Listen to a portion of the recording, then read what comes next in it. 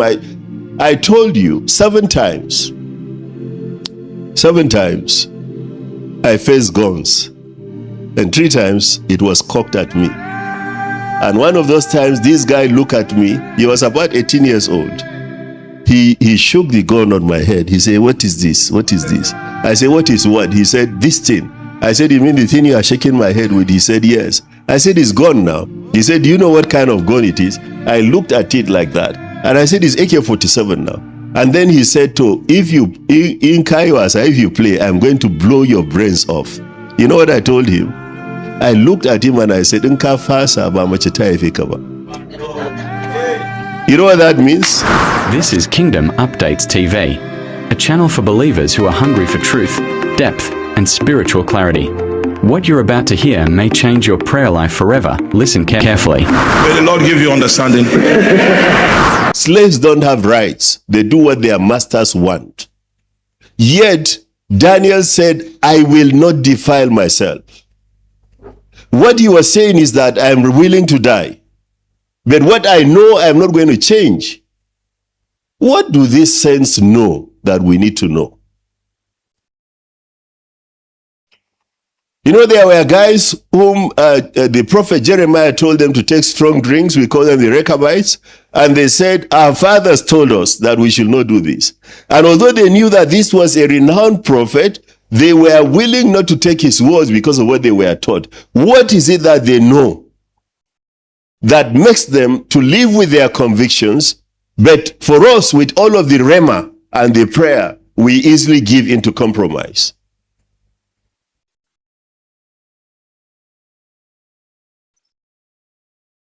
Daniel was in Babylon, and yesterday I said, there is nothing wrong with being in Babylon, but don't allow Babylon to enter you.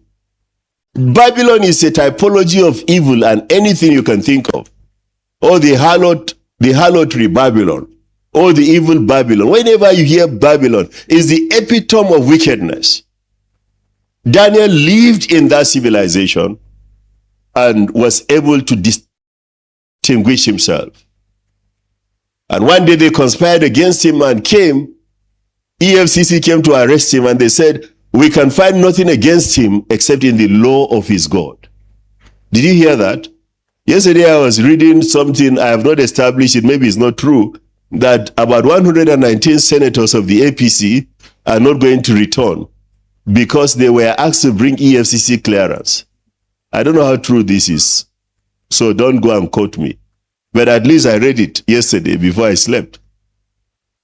When I leave here, I'll go and find out how authentic it is. But it is possible. And I know why they will not want to. The fear of EFCC is the beginning of wisdom. Do you understand? Because EFCC will find something against them. That they came against this man called Daniel and could not find anything against him except in the law of his God. Some years ago, my mentor called me and he said, "Ishaya, tell you, do all you can to live above reproach. Whatever they plan against you, even if it succeeds, let God be glorified. But let that day not come when they will find something to hold against you. And if they must find anything against you, let it be in the law of your God." And I held on to that dearly. Now we will be able to deduce, based on biblical understanding and exegesis, that what kept this guy together with his contemporaries, Shadrach, Meshach, and Abednego, was that they were willing to die if that is the price they will have to pay. They were thrown into fire, Shadrach, Meshach, and Abednego, right? What did they say to the king? They said, "O King Nebuchadnezzar," they called him by his name. What an audacity. They did not say, "Your Excellency." Some of you will not be able to look at Hyson and call him by his name. You will only say, "Your Excellency." Oh dear. I can call him with his name because that is his name. Do you understand? But that they looked at the king and said, "Here, O Nebuchadnezzar, even if our God will not deliver us from your fire, we will not bow down to the image you have created. How many of us are willing to die to the extent? And what makes you a Christian in the midst of compromise and not to be compromised yourself is that you are willing to die. And I told you, if you're following Jesus has not brought you to a place where you know that even your life could be taken away from you for this purpose, for this cause, then you have not come to the cross. I've shown us yesterday that one of the marks of discipleship, or being a true disciple of Jesus, is the understanding that you are called to die. Because the word martytes, which is disciple, means death, martyr, someone who would be killed for what they believe. Charismatics don't understand that. They would pray and say, yeah, we overcame the devil by the words of our testimonies and by the blood of the Lamb. But they are not quick to add the end part of it, not loving their lives even unto death. We don't want to say that.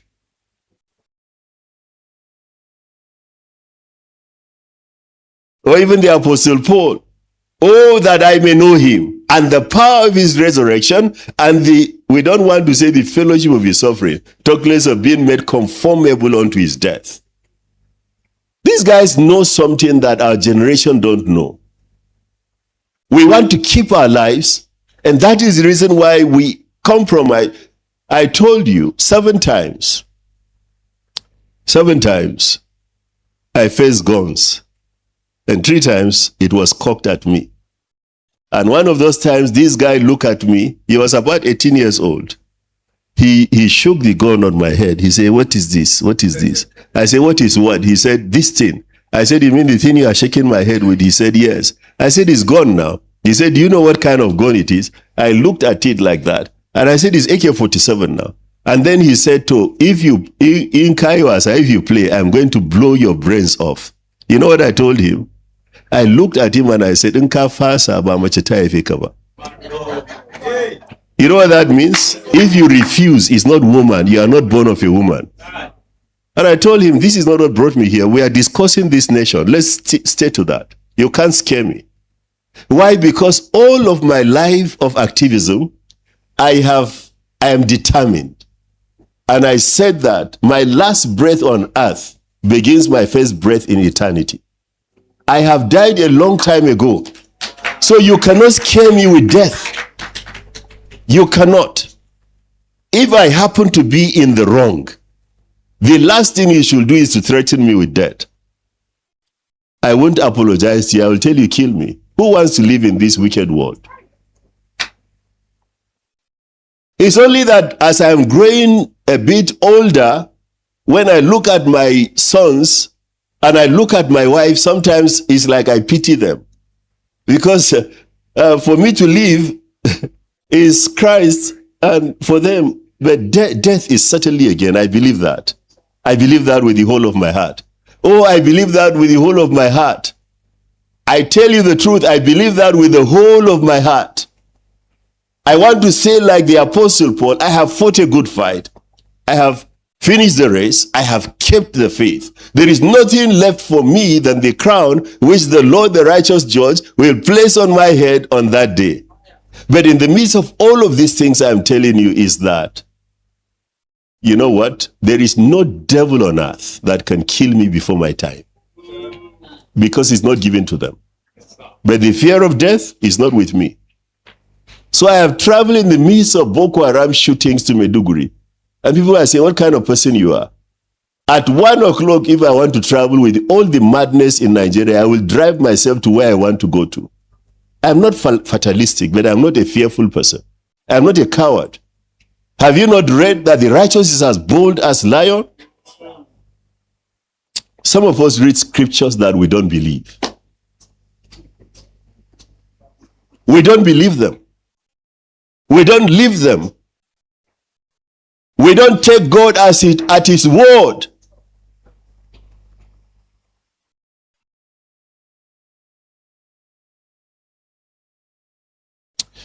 One day I sent a friend, when I was the national treasurer of our political party, Alliance for New Nigeria, I sent a friend to Kano from Abuja. And on their way, they were, these bandits attacked them 50 kilometers to Kaduna at Rijana, and they took him. And the following day, I didn't get a word. And I began to inquire. And then I was told that he was kidnapped. And I said, so any word from the kidnappers? Well, fast forward, I took over the negotiation. While we were negotiating, what they were asking for, I said, we don't have that money. I made an offer. The negotiation took 2 days. I made an offer and they wouldn't take it. And I was not going to shift my ground. You know, we got it to a point they said, we will kill this your friend, you will never see him. And I said, please give him the phone. Let me tell him that you are going to kill him. And please kill him and kill him quickly. But let me tell you the truth. You, him, and me, nobody is going to live forever. We are all going to die. So death is the last thing you will use to threaten me. No, my friend. Please give him the phone and kill him as quickly as you can. And I meant it from my heart. I was going to tell my friend, he's in Canada now. And then they cut off the line. After about 6 hours, they called and said, bring the money. You know, and I was going to travel to take the money to where they were. But the following day, when I was going to leave the city where I was to where they were in Kaduna, I heard the Lord said, call those people and greet them. So I took the phone. I kept calling all the lines they were using. None was connecting. So I composed a message in Hausa, and the paraphrase or the summary of it is that, good morning. I hope you are doing well. By the grace of God, I will be on my way today before evening, or by evening I will be where you are, and I will bring the money. How is my friend doing? I pray God to bless you. And I ended it. My friend said around 6 a.m., they were climbing a mountain. Look at their eyes, they like stories. These are people, they like stories. Should I continue? Waka.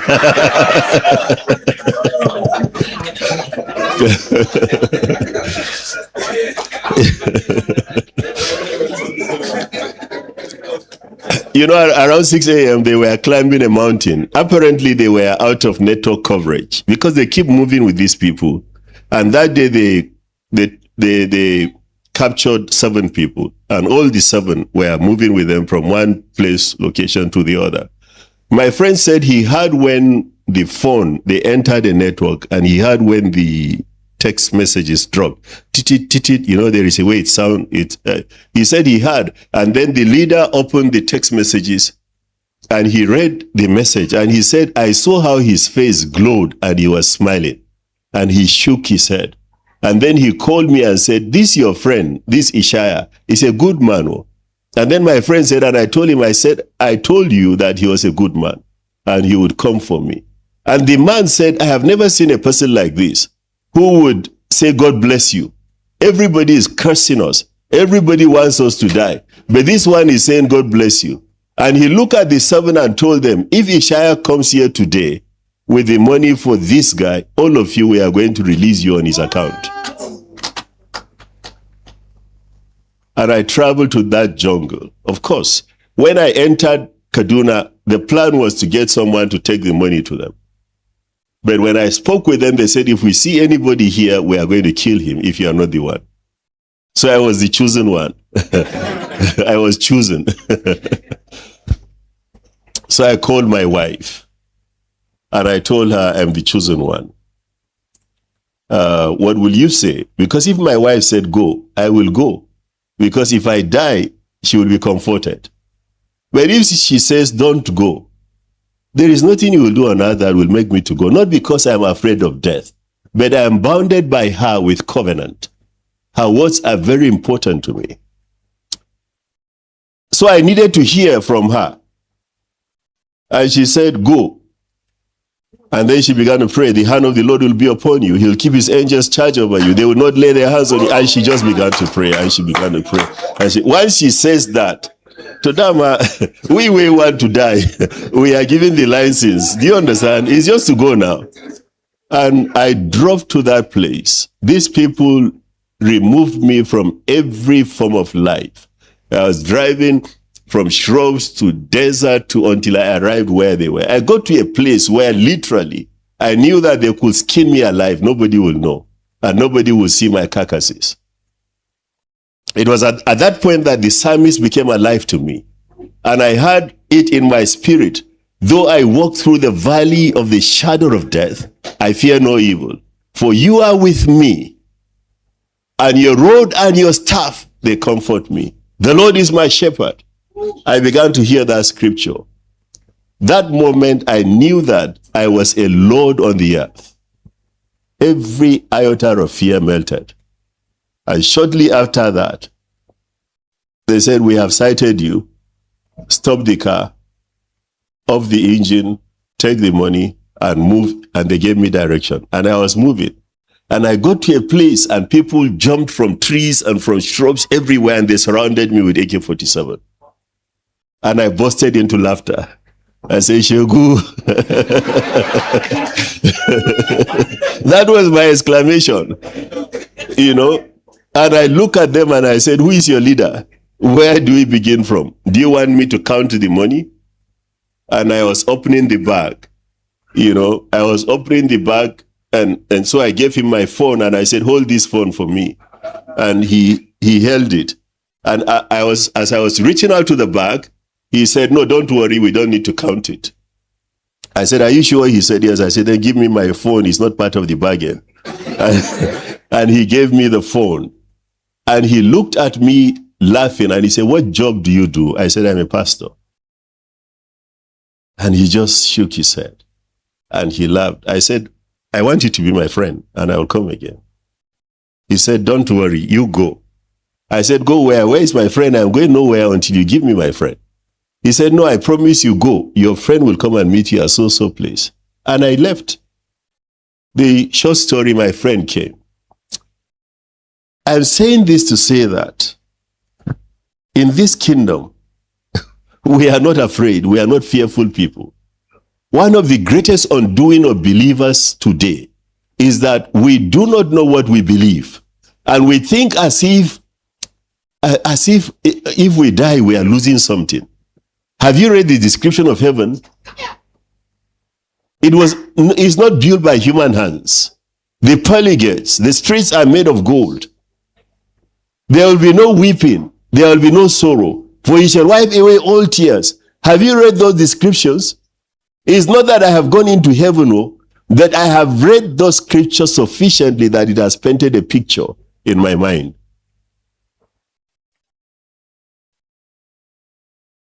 I have paid my price for this nation. If I stop advocating today, even God will be pleased with me. Because the things that I did for this nation to be liberated as an advocate for New Nigeria, I'm not talking to you about things that I don't know, I don't understand.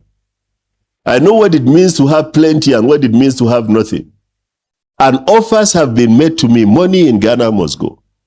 In fact, one of them said, when I entered the place, he said, Pastor, you are welcome. And then he just wanted me to shift a date. And I said, it's not up to me to do that. I am not. He said, but the people told me if you don't agree, the date will not be shifted. I said, but I cannot do this. My word is my bond. Because if I tell you, I will do it. But even if you put knife in I won't do it. And I told him. And he said, oh, is the money too small for you? I will add. I said, let me go and think about it. And the reason why I said, let me go and think about it is because I judged if I don't come into agreement with him, they wouldn't let me leave that place. I know the people that I saw there. And they said, yeah, you go and call me at 3 p.m. I will add the money for you. And I never turned back.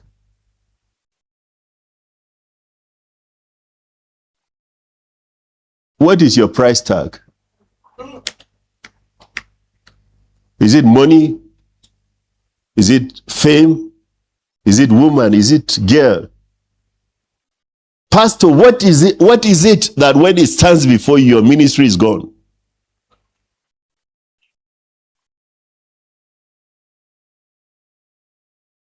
I've done a few things that are not right, they are wrong, but they have only strengthened me to know how not to do it again. And if you have any charge against me, bring it. Let's discuss it.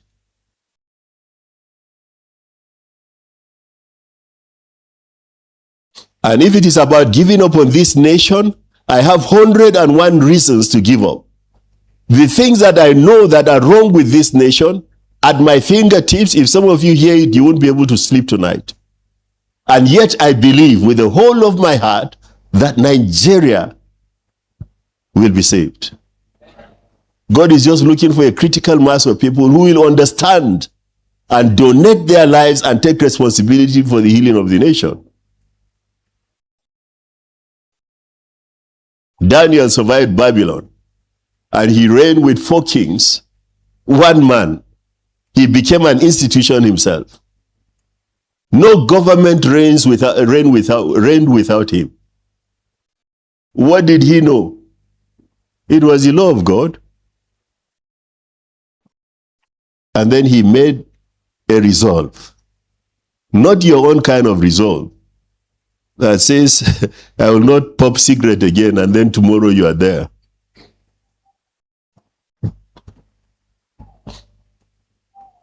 We must mortify our members.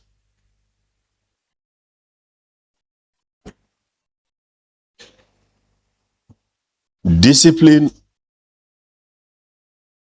is good, but very difficult. And there is nothing as difficult as self-discipline. If a soldier is telling you to do frog jump, you have motivation. You know what the motivation is? It's koboko. But if you are to tell yourself to do frog jump, after 3 laps, you will say it's enough. There is nothing that is as difficult as you subjecting yourself to discipline. Yet that is the life that Christ has called us to mortify ourselves and to discipline ourselves, knowing that discipline is the training of the mind to produce a character of righteousness. You've just listened to a kingdom truth meant to strengthen your faith and realign your walk with God. These messages are shared to preserve sound doctrine, deepen spiritual understanding, and raise believers who stand firm in truth. If this teaching blessed you, don't keep it to yourself. Like this video, share it with someone who needs encouragement, and let the light of God's word spread. Subscribe to Kingdom Updates TV for consistent, spirit-filled teachings, powerful prayers, and timely revelations for this generation. Turn on the notification bell so you never miss what God is saying in this season. Remain rooted, stay watchful, and keep growing in grace. Until next time, stay aligned with the kingdom.